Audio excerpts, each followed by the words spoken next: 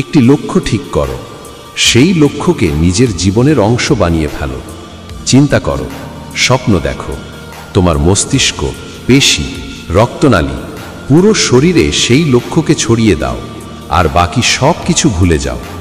কারণ যখন তোমার লক্ষ্য তোমার নিঃশ্বাসের সাথে মিশে যাবে, তখন প্রতিটি পদক্ষেপই হবে সেই লক্ষ্যের দিকে এগিয়ে যাওয়া। ব্যর্থতার ভয়কে জয় করো, কারণ ভয় শুধু তোমাকে থামিয়ে দেবে, ভয় তোমাকে সামনে এগিয়ে যেতে দেবে না। সন্দেহকে ঝেড়ে ফেলো, কারণ সন্দেহ সাফল্যের পথে সবচেয়ে বড় বাধা। তোমার ভেতরের ঘুমন্ত শক্তিকে জাগিয়ে তোলো।